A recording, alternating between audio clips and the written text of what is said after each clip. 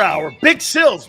Boy, I love Matt Patricia, man. He has been such a goldmine asset.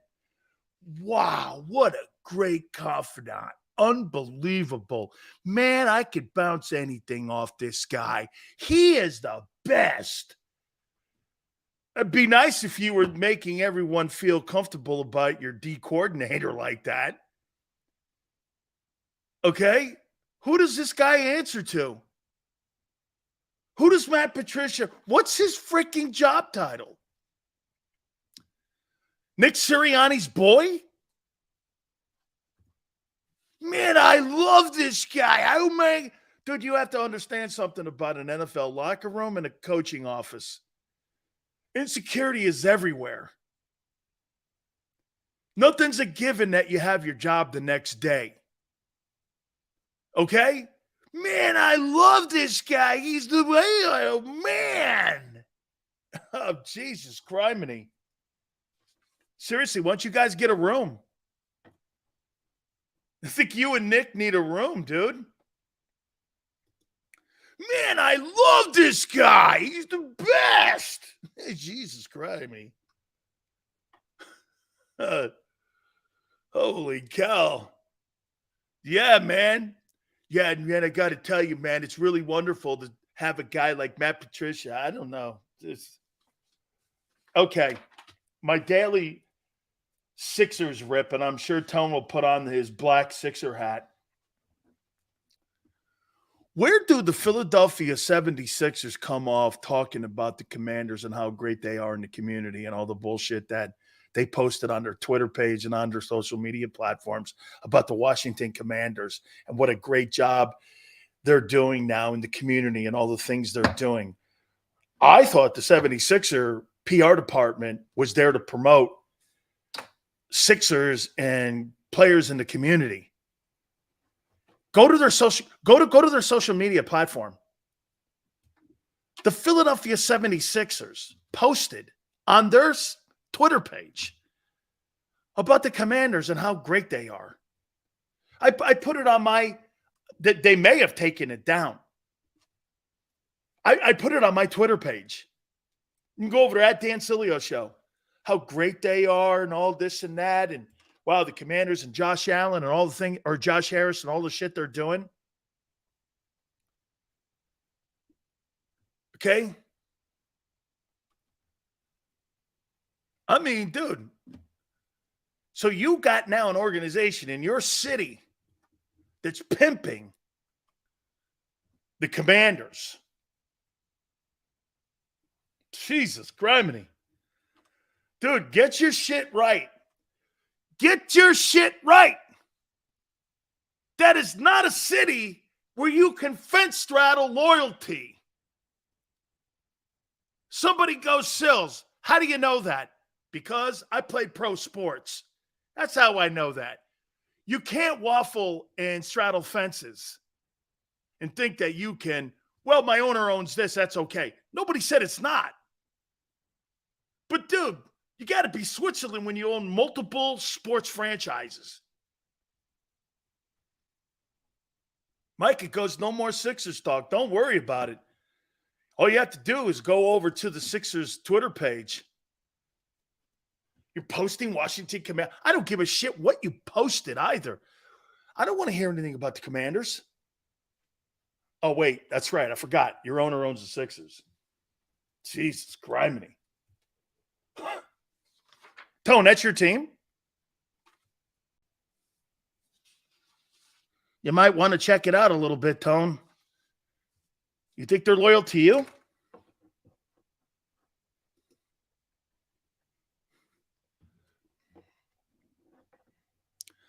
You've got to be kidding me. The chief communications officer for the Sixers posted it on LinkedIn. The head of communications telling you how great the Commanders are now under Josh Harris on the Sixer website.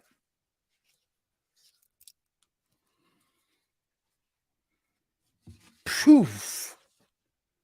Man, that guy doesn't give a shit about you. He robs you.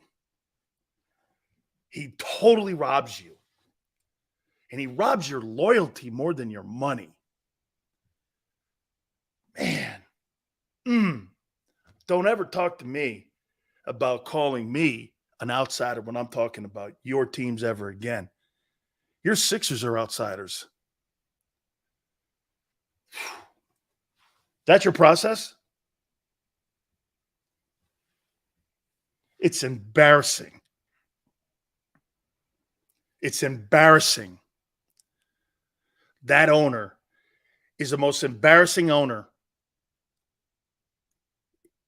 in Philly. He's embarrassing. Commanders are great. Look at what Josh. Dude, you post Commander stuff on a Philadelphia legendary sports franchise, social media platforms, all of them, to let everyone know what a great job he's doing in Washington, D.C., since he's taking the reins. Why would you cross over? Are you doing that on the Devils platforms? I'd be curious, did they do that on the Devils platforms too?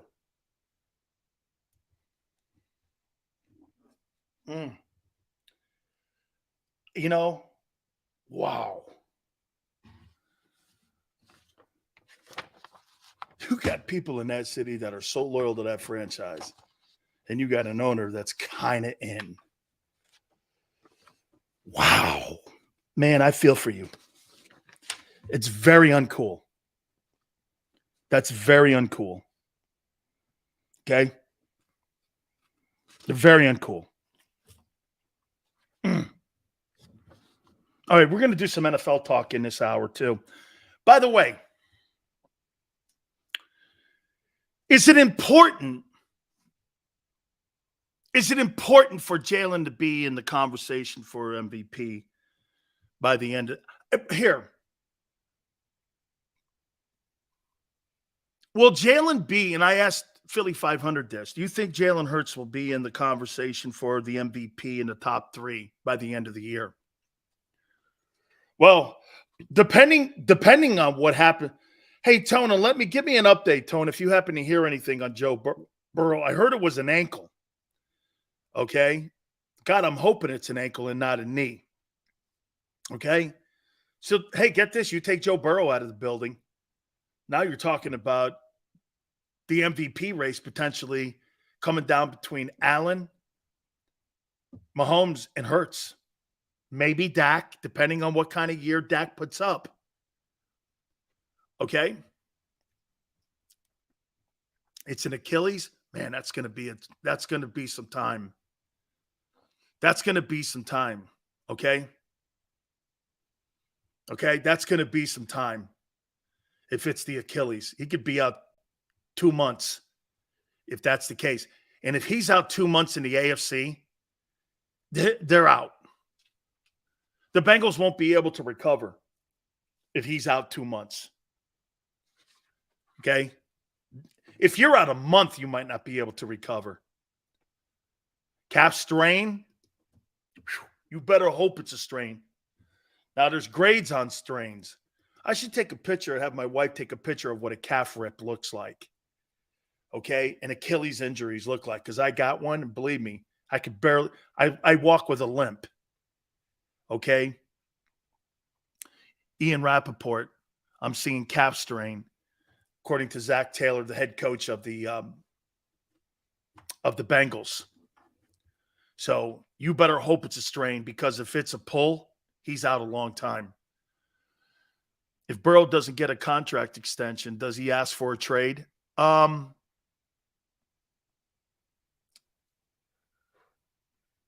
Would they pick the option up?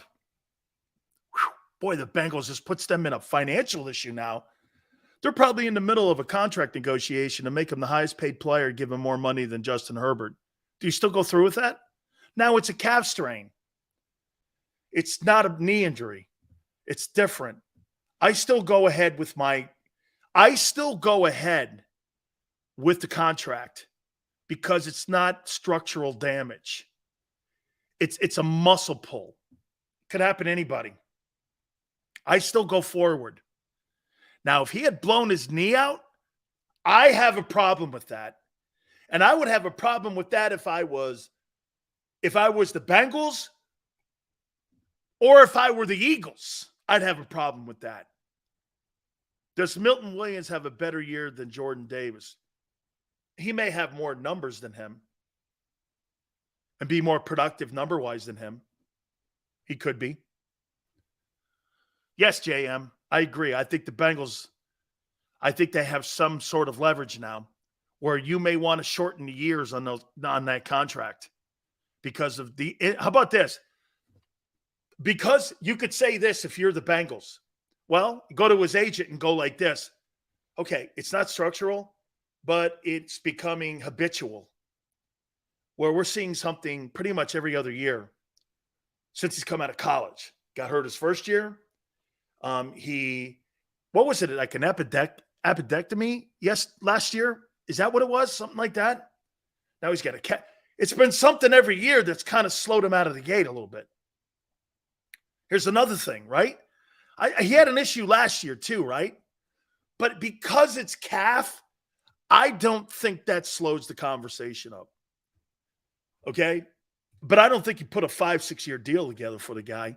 I think you put a 4-year contract with options in there. And I think it becomes more team friendly on how they can move money around and how they can move you around a little bit and don't give you the freedom that you want. Now, if you're Burrow, do you fight that? Yet to be determined. Can you imagine Joe Burrow hitting the open market? Keon, if Joe Burrow hit the open market, he'd be worth $65 million a year, and every single team, all 31 teams would go after him. All 31, including the Eagles, would make a pitch for him. Bills included. Guys you just signed. Who would you rather have? Justin Herbert or Joe Burrow? There's not a quarterback in the game today, except for Mahomes, that you wouldn't want him taking over for. Nobody would be safe. Jalen Hurts, Joe Burrow? No, thank you. I'll take Joe Burrow. I'll take Joe Burrow. He's a better player. You know it, and I know it. And Hurts has his own history of injuries. Put that in there. Agreed. There's a history here of injuries now with Burrow, too, but there's a history of injuries with Jalen. Okay? A lot of money, man. We're going to throw some questions out like we did yesterday. Okay, Dan, do you listen to yourself speak? I will take Lamar. You take Lamar Jackson over Joe Burrow. Go ahead. What's Lamar Jackson? He beats them every year. He's been in 2 AFC championship games in a row. Do you understand something in the last 5 years, 4 years of football? The Eagles are about to look like the Marvin Lewis days. Can I show you something about Joe Burrow the last 4 years? So let me get this right. He's the first pick in the draft. He won a national title. He won the Heisman Trophy. He won an AFC championship game, a quarter away from winning the Super Bowl, got back to another AFC championship game. So in the last 4 years, this guy's won a national title, an AFC title. He's been to the playoffs 2 of the 3 years. The first year he got hurt, obviously. Got hurt halfway through. But the production that this guy has had, name me another quarterback outside of Mahomes that had that kind of success. Your guy had 1 year. This guy's been doing it for 4. And by the way, blew the doorknobs off of Hurts in the semifinal game. What did he throw for 800 yards? But, I mean, against Oklahoma, didn't LSU throw? Didn't he throw for like 800 yards and 10 touchdowns in that game? I forgot Jalen was the other quarterback in that destruction by LSU. LSU destroyed that team. Destroyed it. Ew. Hey, if you played on that OU team with Bob Stoops, you might have want to put your head under a table because you didn't belong in that game. Got your faces kicked in. Woo! Oh, my God. Jalen was on his back more than any other time in his career in that game because he was playing against elite players, Big 12 players. He had Jefferson and Chase. Okay. It's called having good. And didn't he have CeeDee? I thought CeeDee Lamb's an elite guy. Didn't he have Sterling Shepard or like somebody? Didn't he have somebody like that in CeeDee Lamb? Didn't he have them? Didn't he have Joe Mixon and shit? I forget. It's people like that on that team. Thought he had good players too. Remember, he did finish second to Burrow and the Heisman. And then when those two teams matched up, crushed it. I mean, the coin here, let me show you something. Here, watch this, Tone. Here's the game Jalen Hurts, Oklahoma versus Joe Burrow and LSU. Game. This is how close that game was. Ready? Game. Oh, man. Yeah. Man, I forget some of those things. You know, I don't even know how I retain some of that shit. Yes, sir, baby. Here we go. Let's throw this around the room here. This is where you and I reach the fork in the road. See, Tone? You love Sills? You hate Sills. It's all good, man. Yeah. Hang on. Game. See, there's a propensity that Sills has always had to piss people off. Tone. Game. Here. Mahomes and Hurts. Game.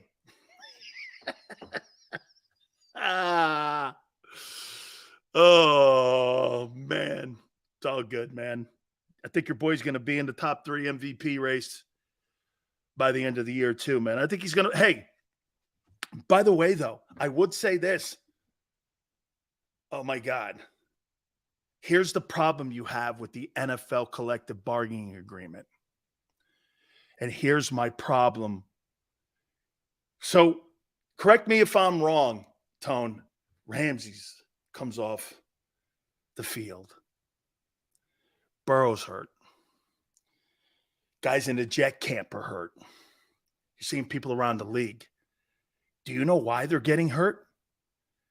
Because they're not prepared for the rigors of the NFL. And if you're not preparing yourself, guys never got hurt like this.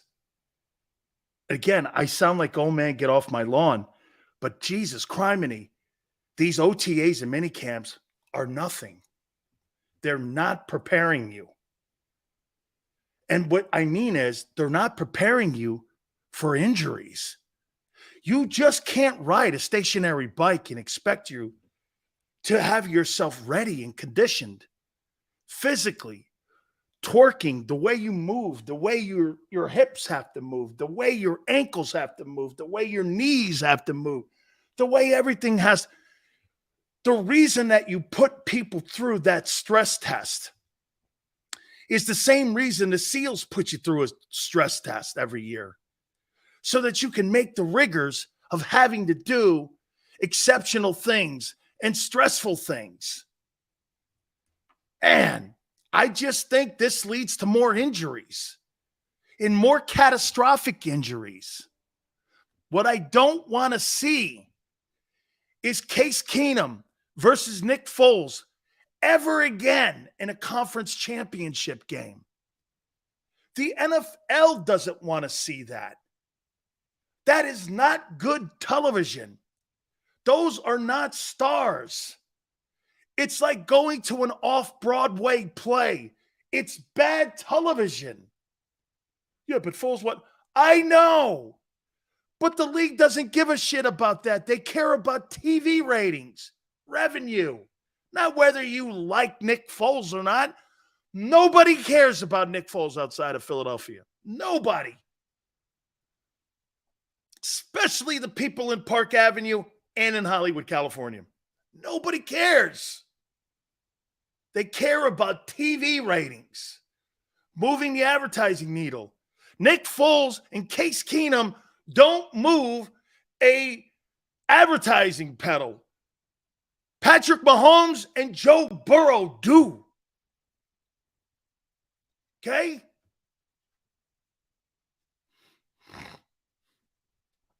Can't have that. Can't have that look. Jesus Christ. Case Keenum, Nick Foles at a conference title game? Ugh. How about this one? Unknown Jalen Hurts versus Brock Purdy. I got Hurts at least. He had built up equity. Who's Brock Purdy? Well, he's Mr. Relevant. The networks did their best to build that nobody up. But still, Jalen Hurts, Brock Purdy in a conference title game versus Joe Burrow and Mahomes. What do you think got a better rating? It's not about what's right. It's about what the consumer takes in. The NFL doesn't give a shit about what's right. They care about the consumer's intake and content. That's why the Cowboys they're the greatest reality television show that hits the airwaves seasonally every single fall season. There's nothing ratings-wise, there's nothing content-wise that comes close to the. Do you know every year that the Dallas Cowboys, win or lose, are some of the top 10 most viewed games and most viewed television shows of the year? Do you know that? Yeah, but our Eagles are. I didn't say this ain't about who's good. This is about who's relevant. The Cowboys don't have to win to be relevant. You do. If the Eagles are 4-13, nobody gonna give a shit about Philly. If the Cowboys are 4-13, that's a major story. If Dak, Sonny, throws for 20 picks, that's a story. If Jalen throws for 20 picks, nobody cares. Except the people in Philly. That's what the NFL and why the NFL will be concerned about Joe Burrow. He's a face, one of the faces of the league. Hurts is not. Dude, I pointed out the last 4 weeks. Maybe this is where Tone and I could get back on the road together here. I pointed out 4 roads here in the last 4 weeks that showed you how the league does it and disrespects a guy who really put up. Right. No one thinks he's legit. He's totally legit. One thing I've never said, hey, look, I don't know if he's in those guys passing wise, but I'll tell you, he's a force, Jalen Hurts, the way he plays. He's a weapon. He's a total weapon. The league doesn't see him that way. If Hurts throws 20 picks, people will care. They will feel validated in what they say.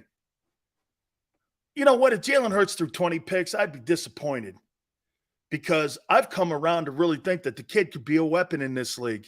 That would be not true by me. I don't get, hey, just so Tone knows and everyone. Dude, I don't root for failure by people. That's not cool. I don't root for your demise to make me right. That's those old farts that are on the radio and people are in the media that like to be validated. I want to be proven wrong. And I mean that with all my heart as a former player. I don't root for people to make me right. What an asshole way of looking at things. Dallas fans are holding their heads already because Dak threw an interception. I saw that weapon. Jerry Jones came out prior to that practice too and said, we got to stop with picks. And what does Dak do? He throws a pick in the game. Dude, Chris Sims can do all that shit. I do not. Do you know how cool it was for me to go on the air and go, man, I couldn't have been more wrong about Lamar Jackson. That guy couldn't hit the broadside of a barn the year before. The year comes back next year and he wins the most valuable player award. I couldn't believe what I witnessed. And by the way, that's a bigger increase in what that guy did to what Hurts did. That guy in a playoff game against the Chargers the year previous, and what I saw from him in the last 8 starts of the season, then he wins the most valuable player award unanimously with Breeze, Brady, Mahomes, Peyton Manning, all in the league unanimously. I couldn't believe it. Okay? Couldn't believe it. Unreal. That's the best improvement I've ever seen in a quarterback was Lamar Jackson. When Harbaugh gave him the reins, I was like, this guy be out of the league in 5 years. Guy wins the MVP. I was like, holy shit. That's getting it done. Oh, I wrote down my top 10 NFL head coaches. I want to do that. We'll do that in a minute here, but I want to throw some questions at you here. What NFL rookie, and I mean NFL rookie quarterback, will have the best year? CJ Stroud, Texans. Anthony Richardson, Colts. Or Bryce Young, Panthers? Who has the best rookie year as a starting quarterback of these rookie quarterbacks? Personally, I think Anthony Richardson. Is that guy better than Colin Kaepernick? I mean, do I see Kaepernick and Anthony Richardson? I liked Kaepernick.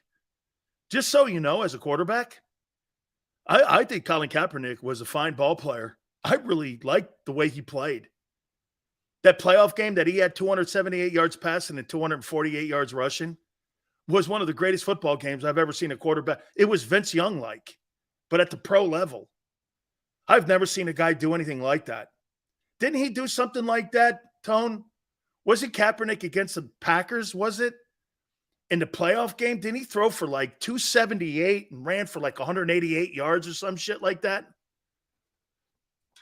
I mean, he was, God, there was some playoff game where he had, I think it was against the Packers, 178, 88, 278 yards passing. Shit, man. He was it was just Vince Young-like, but at the pro level. I mean, he is a great-looking ball player. I like Colin Kaepernick as a player. Bryce is set up for the best success. He's got Frank, too. But my gut says Anthony Richardson. Despite his lack of success in college, I feel he's going to surprise a lot of people. I think he's Trey Lance. But he just went to Florida. I think he's Trey Lance. What's different? I think he's Trey Lance. Dude, if you don't throw for high completion in college, what makes you think you're going to throw for a high completion percentage in the NFL? I don't get that. He's not accurate. I mean, the one thing you have to do is be accurate. He's just not accurate. He's never been accurate. I think he's 50. And by the way, when Jalen came out of college, Jalen was in the low 60s. This guy's 51. So for every 10 passes he throws, 5 are incompletions or overthrows and picks. I don't know. Okay. Dude, that's a great, Tone goes like this. This is the kind of take you like from a guy. This is why Tone's going places. I totally get your skepticism. I can't argue. I think I'm just making a baseless gamble. Well, at least you're going on a limb. You know how easy it is to go like this? Well, I think Bryce Young's going to be the star. I mean, are you really on a limb, like a big one, or are you on a little tiny branch? The Anthony Richardson one, by the way, I give this to the Colts. They're definitely rolling the dice here. It's either a grand slam or it's a dud. And they're rolling it. At least one of the things they're doing, I get it. But I mean, I don't see him being a better ball player coming out of college than Colin Kaepernick. Colin Kaepernick, I thought was good. I liked him as a ball player. I did. Let me throw this one at you here. It's an Eagle question. There's no better coach he could have. And see, there's two things that in Shane Steichen being there with what Jalen did, it's a great plug-in. It is. And Bryce going to Frank. That's also a good combination. Okay? And both will get the most out of their guys. So, Tone, you're right. Shane Steichen with that RPO system in Indianapolis, correct. And Frank in Carolina will build a boutique offense. And see, you got to remember, Nick Sirianni worked for Frank. Okay? So those guys know how to build offenses for skill sets. That's why you're seeing all these no-name coaches getting jobs. Okay? Let me throw this at you here. This is an Eagle question.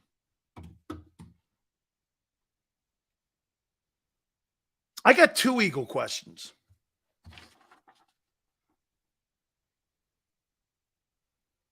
Yes. Will Terrell Edmunds be an upgrade from C.J. Gardner-Johnson?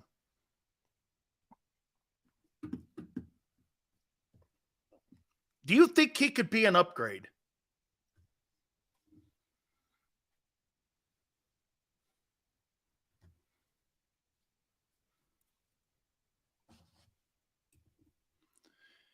And S. Wells said no. Scott says no.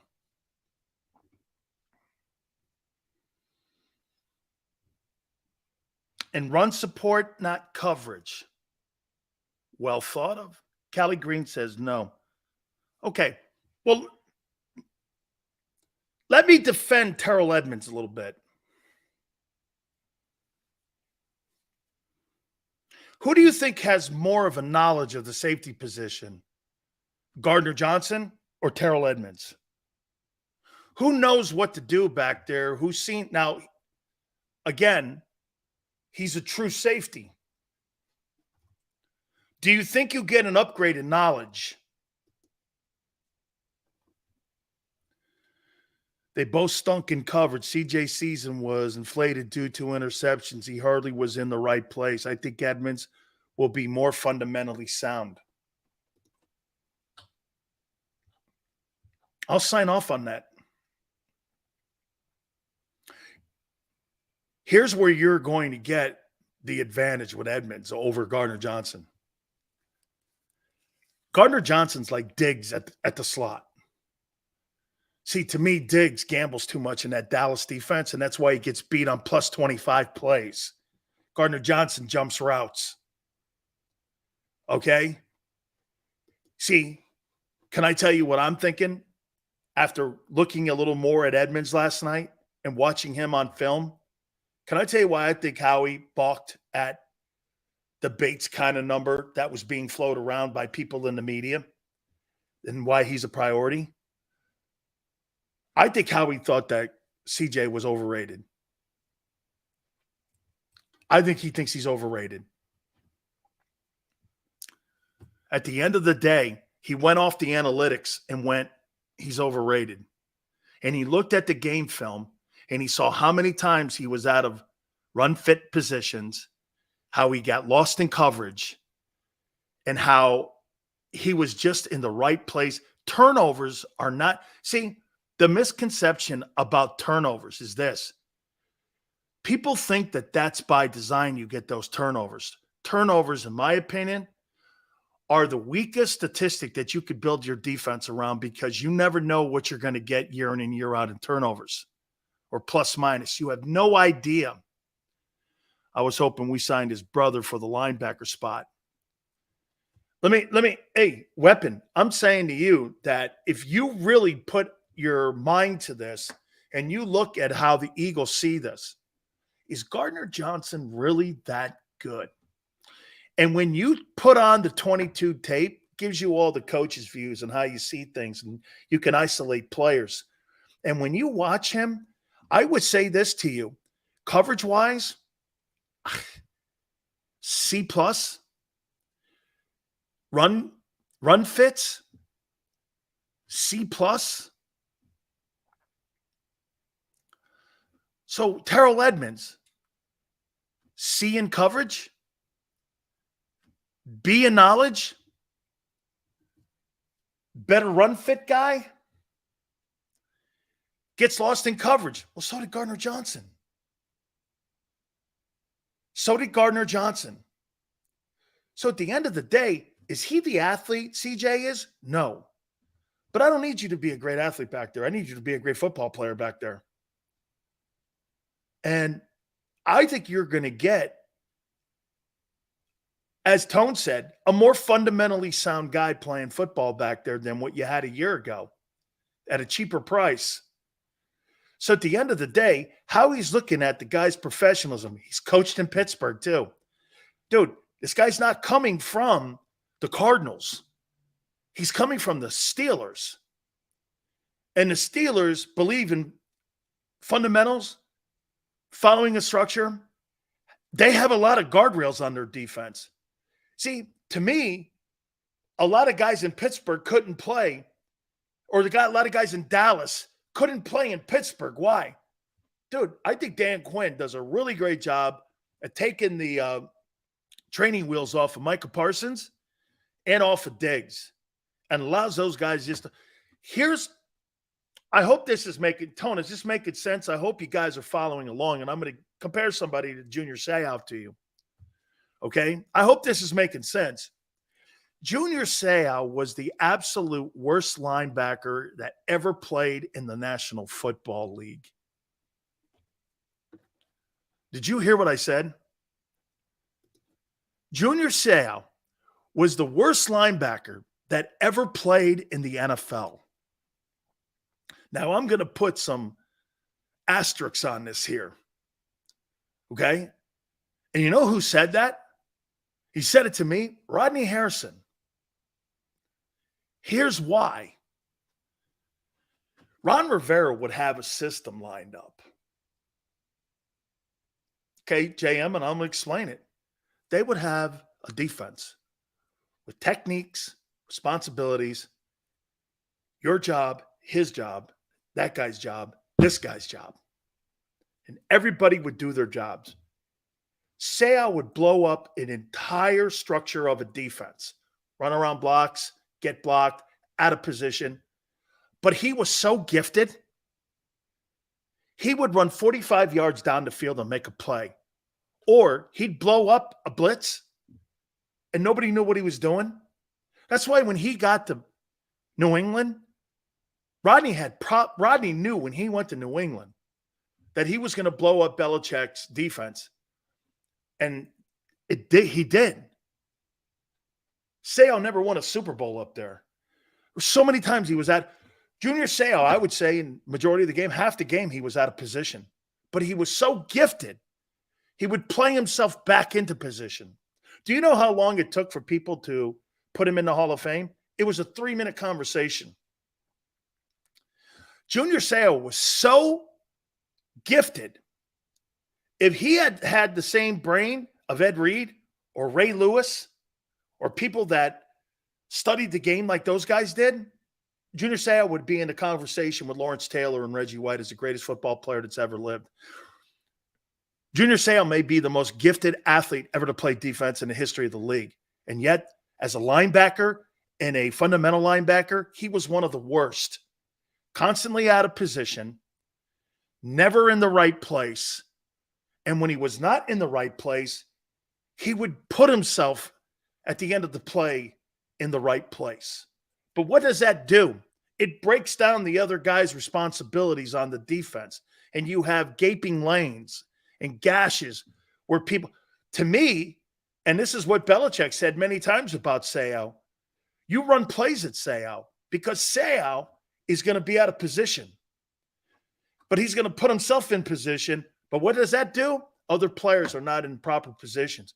I could play a 3 technique, and if Junior Seau is running around the block, there's a hole right there. And it makes it look like I didn't play my responsibilities when it was him not doing the responsibility. Everyone's got a job to turn the play back inside to pursuit. Junior didn't give a shit about that stuff. He was running around out there with his hair on fire.